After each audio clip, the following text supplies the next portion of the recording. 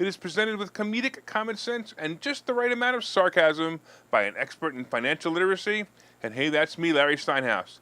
Today is Friday, July 1st, and it is the beginning of the second half of the year. By the way, I want to welcome you to the show. We are here live on WWDB Radio 860 AM in Philadelphia. We are also live on Facebook, on Twitter, LinkedIn, and YouTube.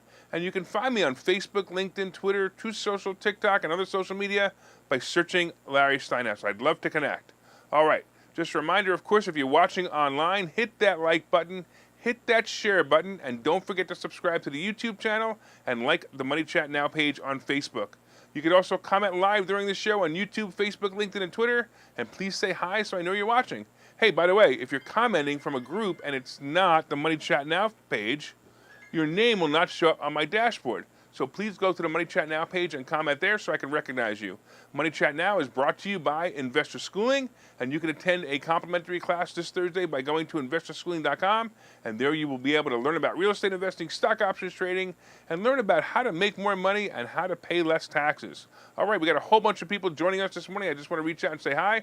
We got Glenn. We got my lovely wife. Thank you, Linda. I love you. We got Bill. We got my brother Seth. My brother Seth has become a big fan of the show. That's awesome. We have Charles. We have Tommy Thompson. We have Peter. We have Ken. And we have Dave. All right, keep listening, guys. I got some interesting stuff to be talking about today. So we're going to be talking, first of all, going to be talking about the recap. And real quick, just so you know, the Dow is down 78 points. The S&P is down 7, and NASDAQ is down 9. And we're also going to be talking about the EPA and the ruling that changed, the Supreme Court ruling. We'll also be talking about selling blood. Selling blood, that's right. And I got a little special on the 4th of July, so get excited about that. You'll have a lot of fun with that.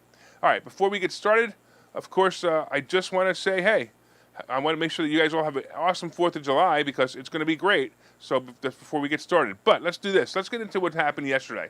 Well, I guess yesterday could have been worse. It started out really bad when the Dow opened down about 425 points. In the mid-afternoon, it started to get some steam, but it really fizzled out at the end of the day, and the Dow finished down about 250 points. The S&P officially closed down at a point that was the worst ever 6-month period since 1970. Now, I did some research on 1970, and this is what I found. You're going to find it actually eerily familiar. During a time of high unemployment, the easy money policies of the American Central Bank were meant to generate full employment by the early 1970s. Unfortunately, they also resulted in high inflation. Now let's break this out for a second before I go on. It starts, if you remember, the statement starts with in a time of high unemployment. So let's relate this to the COVID year of hell. The unemployment rate was 14.8% in April 2020. Now let's go to the next point of easy money policies. For those who don't fully understand easy money policies, here it is in a nutshell. Easy money is when the federal government the Federal Reserve allows cash to build up within the banking system. This lowers interest rates and makes it easier for banks and lenders to loan money. Sound familiar? All right, let's go on and talk about what else happened in 1970. Now, in 1970, the Fed actually took over the process and it raised interest rates so many times that the interest rates went as high as 20%. 20%! Now check this out. Nixon decided to go off the gold standard in 1971. All right. Now I realize that this might be a little bit of a stretch, but think about this, right? Bitcoin was a standard for money. It does have a correlation here. It wasn't exactly a standard for money, but it does have a correlation here. The price of Bitcoin and holders of Bitcoin are down now about 65% since last year. In fact, all cryptocurrencies are down at least 60%, and some are going to a value of nothing. Look, not gold, but considered some time a year ago as better than gold, right? So some people thought that Bitcoin was better than gold, right? And that's what happens. Now, with this removal of the gold standard in the 1970s or 1971, the country turned to fiat currency, and it was a disaster at first. This caused the dollar to be devalued, and millions of foreigners, holding dollars, including oil barons in the Middle East with tens of millions of petrodollars, saw their values slashed. Now think about this. Has the value of the dollar deflated recently? Why, yes, it has. For those looking for the answer, right, it has. Nixon was adamant about one thing and said the following to the Fed chair at the time: "We'll take inflation if necessary, but we can't take unemployment." Again, sound familiar? No one has said it, but think about how the administration is bragging about low unemployment numbers while inflation is running amok. Let's fast forward to a couple of years to 1973, and inflation more than doubled to 8.8%. 8.8% sound familiar again? Well, it's currently 8.6%. Later in the decade, it would go to 12%. By 1980, inflation was at 14%. Inflation rose to 14% with interest rates rising to 20% at the time. Holy crap! If you've ever heard the expression, "those who don't learn from history are condemned to repeat it," the real expression should be, "those who don't study history are condemned to repeat it." It's actually happening almost exactly the way it did in early 1970. So let me finish the story for those of you who don't know what happened next. The country fell into despair for a period of time from 1970 to about 1982. Reagan took over as president in 1981, but before this, the presidency of guess who? That's right, Jimmy Carter was the president from 77 to 81. Before him was Ford, of course, and before it, Nixon had 2 terms from the years 69 to 74. So the real question is, where are we? Are we in 1970, 1974, or 1977? I'm kind of afraid we might be really close to 1970 with a worse president than a president of 1977. We have no direction. We have rampant inflation, we have the Fed raising interest rates, but unemployment is still low. The fear that many have is they're going to see 2008 again. Well, I got to tell you something.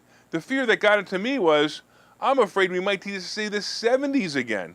Now, although I would like the shaggy hair, bell-bottoms, and tie-dyes, I'm not so sure I want the monetary problems that will come with it. Oh, and by the way, corduroys are not for me. They chafe, you know what I mean? Did I scare you yet? No, not about the economy. If you're already scared about that, I'm talking about me in an afro, circular glasses, and a leisure suit. That's got to be pretty scary, right?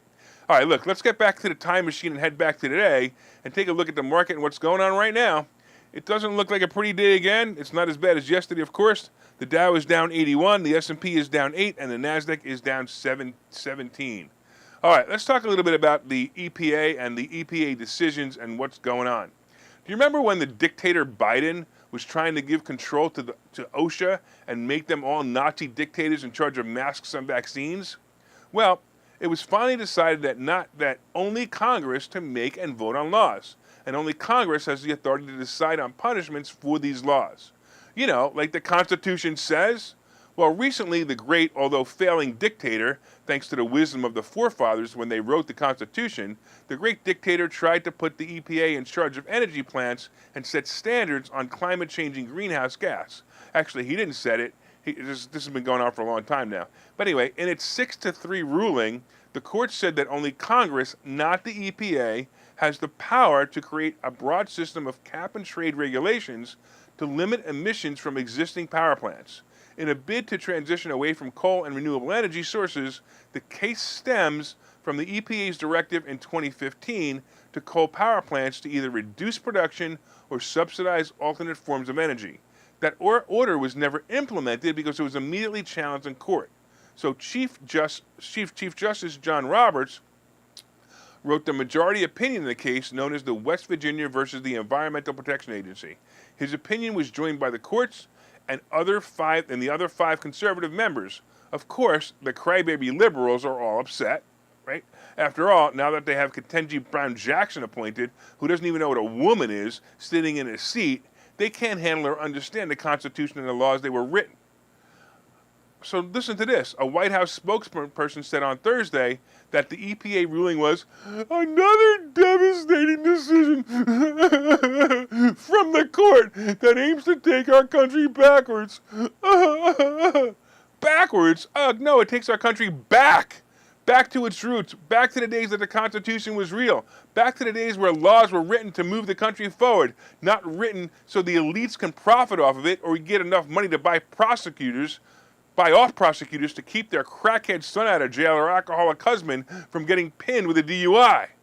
Welcome back to America. I love these 6-3 votes.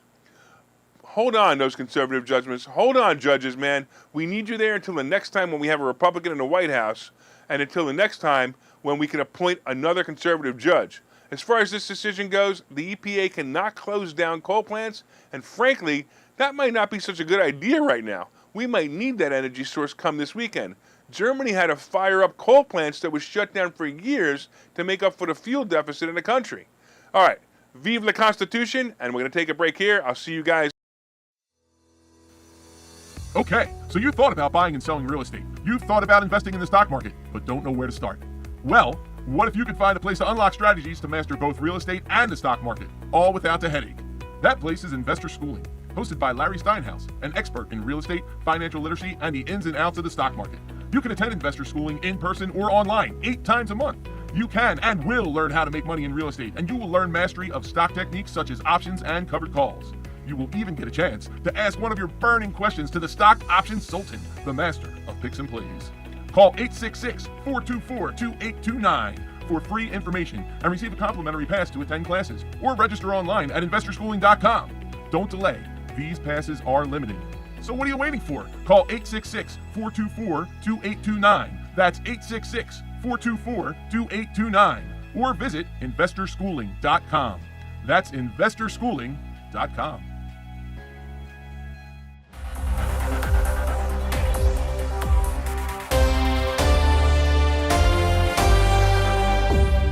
Welcome back to Money Chat Now. I'm your host, Larry Steinhouse. And of course, if you'd like more information on investor schooling, you can go to investorschooling.com, or you can call 866-424-2829.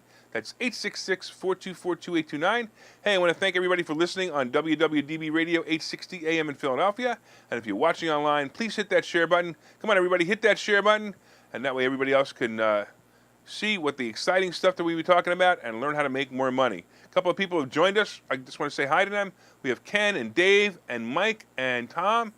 Thank you so much. I always appreciate you guys watching. And I think, Mike, I don't know if I've said hello already. So there you go, Mike. Thanks a lot. Thanks for watching. By the way, everybody hit that share button right now. Go down, hit that share button, scroll down, hit the share button, and share it on your page so people could watch the show along with you. And of course, hit that like button. Let me know you enjoy the show. And feel free to leave comments on Twitter and Facebook, LinkedIn, and I'll try to respond to them live. All right. So far, of course, hey, look at that. Lewis just says hi, just as I said that.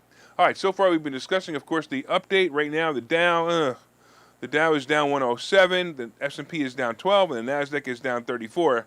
You know, it used to be where I'd say, oh, this stinks.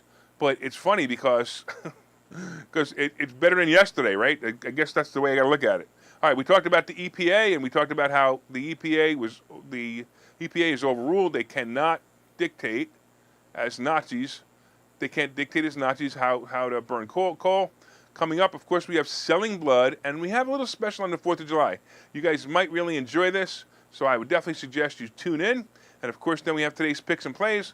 But first of all, did you guys hit that like button? Did you hit the share button? Come on, you promised me you'd hit the share button. I see Deb and Charlie just joined us. Hit the share button, guys. Let everybody know that you're watching it. Let everybody know that they can get some great information off of this.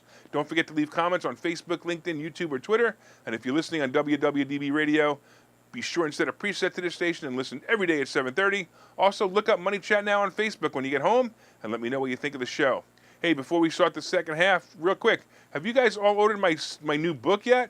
Come on, it's actually going to be in the stores in about 3 weeks. You can get it now on Kindle or Nook, and you can actually get the physical book. It'll be mailed to you in about 3 weeks if you order it right now on Amazon or Barnes & Noble. All right, let's get into the second half. Let's talk a little bit about Selling Blood. Hey, Mike, bring in the creepy music.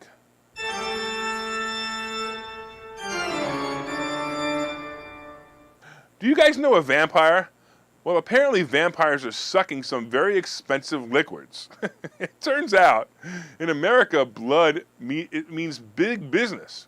The North American blood market was valued at $3.3 billion in 2021, according to a report. It even makes up, check this out, 2.69% of the U.S. exports. They export 2.96% of exports, according to the Census Bureau. We're exporting blood. Of course, during the scamdemic, there was actually a blood shortage, But remember, it was for a good cause. Remember 2 years ago when when the only deaths that mattered were COVID deaths? If you were going to die of something else, they really didn't care. They simply didn't make any money on your hospital visit or death unless you died of COVID. So, it all changed. But this, of course, brought a blood shortage because there was no blood drives or no places you can go to donate or sell your blood. Speaking of selling blood, did you know that this is a really profitable profession? No, they don't actually have signs that say sell your blood here, and you probably won't see a bandit sign on a telephone pole that says we buy blood with a phone number. Instead, they call it a reward for donating blood. It kind of sounds like they're buying blood to me, but hey, what are you going to do, right? Listen to this statement by a frequent blood donator. The fact that I got rewarded for donating has kept me donating because I couldn't make it otherwise. I couldn't buy gas, I couldn't pay my car insurance, so I can make up to $650 to $700 a month, and that helps a lot when you're on a fixed income. This was stated by a woman named Teresa Clark, a plasma donator who was interviewed by a reporter from CNBC. $640 to $700 a month? How much blood is that? Holy moly. Here's something else that really makes no sense anymore. Because of the AIDS scare in the 1980s, there's actually a government policy that states that gay and bisexual and other men who have sex with men aren't allowed to donate or sell blood. What? Look, I get it. I certainly get why, but it's a bit silly and it certainly needs to be changed. Across the world, many countries also had this rule in place and have already made changes to allow gay men to donate blood. They're actually making change on the form to donate blood, and frankly, the questions are a bit personal. I haven't donated blood in a really long time, and I remember it being, 4 or 5 simple questions. But check this out. I swear, this is the new question. Here's the question. Have you had anal sex with a new partner or multiple partners in the last 3 months? If yes, you will not be able to give blood at that time, regardless of your gender or partner's gender. Can you imagine the fluid group not knowing what gender they are? How confusing. Well, now that you know there's a bit of a blood shortage, and when they have blood drives, you are donating your blood that is going to be sold to a hospital, a doctor, or a foreign country. Maybe it's time to make blood fees and markups more transparent. At least when I give my pint of blood, I should have an idea how much money it's worth. Well, I guess I'm kind of lucky. At least I can donate blood still, because I still qualify according to the questions. All right, let's talk a little bit about 4th of July. This is kind of neat. I want to get into this. Well, now that the Constitution is finally being put back into action, it comes out of it, which, by the way, it comes out of its 50-year dwindling effectiveness. We actually have something really to celebrate this 4th of July. As you know, at least I hope you do, the 4th of July is a holiday to celebrate the independence of the United States of America from England and England rule. There were actually 52 signers of the Declaration of Independence. The signers were people of different status, great leaders to basic citizens who just got involved. By the way, this is interesting too. The average signer was about 45 years old. Now, this was weird because I looked this up. The average life expectancy wasn't much higher than that at the time. So most people didn't live past 45, 50 either. But Benjamin Franklin, however, was 70 at the time of his signing, and he lived to the age of 84. I guess independence is good for the health and soul. By the way, the country did not actually declare its independence on July 4th, which is interesting too. The official vote to accept the Declaration was on July 2nd, and it was published on paper for all to see and sign on July 4th. Also, not all the signers signed it on July 4th. Because we didn't have fast mail service or email or fax machines or cars or trucks or mail trucks, right? The fact that we only had horses to make trips, it took many months to get all the signatures on the original documents. Here's something else that's interesting. The Declaration of Independence was written on a laptop. No, really, it was written on a laptop. No joke. Thomas Jefferson drafted the Declaration of Independence on a writing desk that could fit over one's lap. This device was actually referred to at the time as a laptop. Now, tell your children to bring that fact into the classroom next week. Tell them to tell their teacher that the Declaration of Independence was written on a laptop and see what the teacher does. Another fun fact was July 4th was not deemed a federal holiday until 1870, which was nearly 100 years after the nation was founded. Let's talk about fireworks. Fireworks date back as a tradition of Independence Day as early as the first anniversary in 1777. John Adams wrote in a letter to his wife, Abigail, that he wanted Independence Day to be celebrated with pomp, parade, shows, and illuminations. So we continue the tradition with fireworks. Then, of course, there's my favorite, the hot dogs. How many hot dogs do you think are consumed on the 4th of July celebrations? Check this out. 150 million hot dogs are estimated to be eaten. That's about half the population of the United States eating one hot dog. Well, for the vegans out there, I will take the pressure off of you and I will eat 2 for you. By the way, how are you celebrating this year? Are you, if you're online, let me know a little bit about, in the comment section, how many hot dogs you're going to have and what else you're going to be doing this weekend. By the way, I can taste them now. Just the way the picture was on the thing, I like them crisp and almost burnt on the grill on a toasted roll with mustard.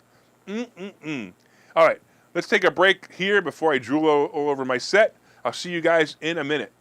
Hi, I'm Larry Steinhouse, and I've written a book called Money Hacks. The subtitle to this book is because everything you think you know about money is wrong, and I promise you there are things you think about money that are wrong. There are chapters in this book that I think you will find absolutely fascinating, and some of them are, what is money anyway? Can money buy happiness? I'll bet you don't know the answer to that question. The truth about credit scores, how you can actually use credit cards to rebuild your credit. I also have chapters on being your own bank, how to buy houses with an IRA, and how to invest with other people's money. There are so many other chapters. There are 22 total chapters in this book, and I promise you're going to learn how to make more money and pay less taxes when you buy this book. My name is Larry Steinhouse. The name of the book is Money Hacks. You can get this book wherever fine books are sold, and you can go to barnesandnoble.com right now and pre-order it. I hope that you will enjoy it.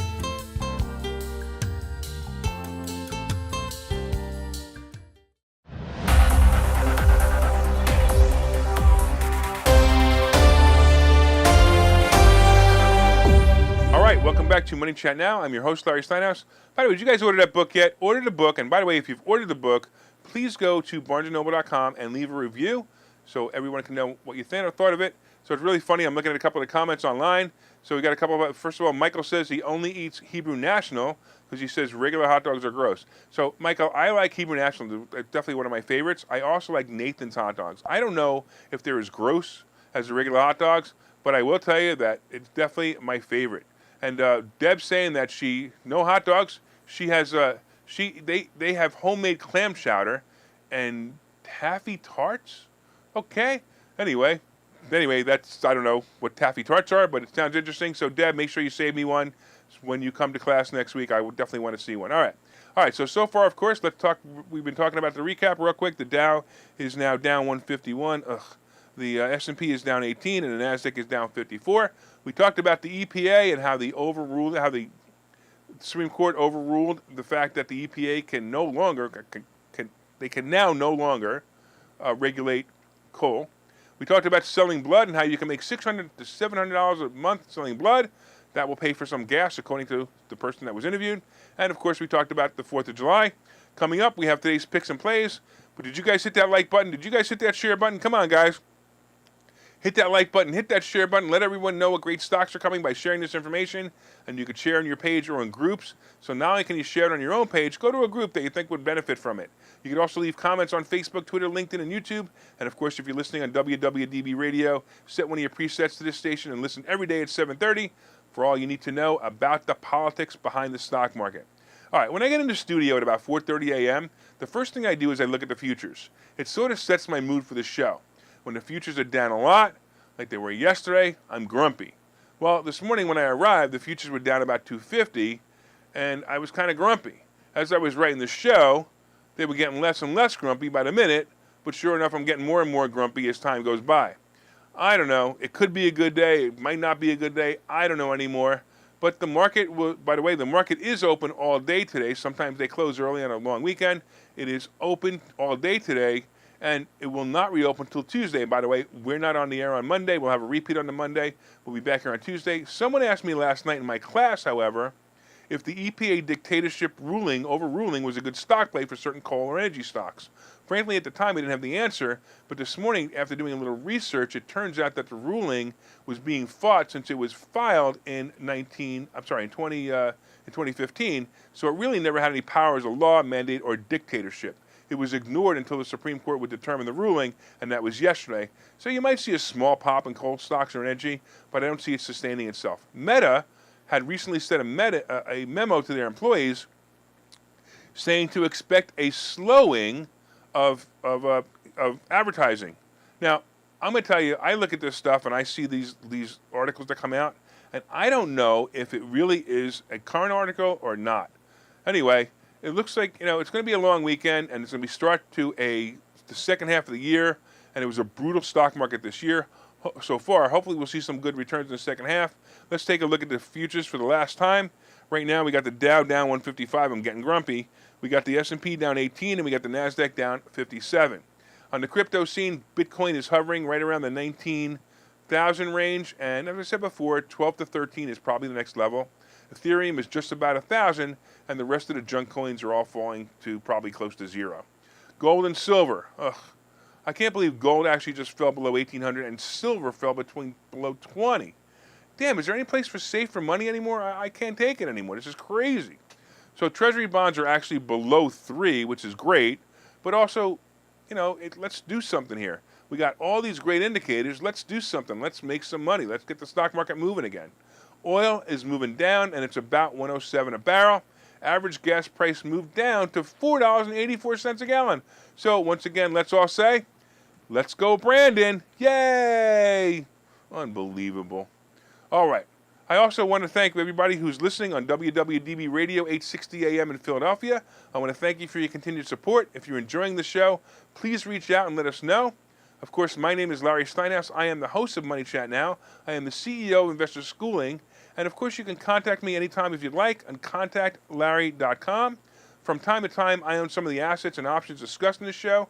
The opinions discussed in the show is solely mine, and no one has asked me to discuss them. Quite often, people have asked me not to discuss them, but in this case, no one has asked me to discuss them. All right, I want you guys all to have a great 4th of July weekend. Don't forget to help a vegan by eating an extra hot dog, and don't forget to make it a profitable day.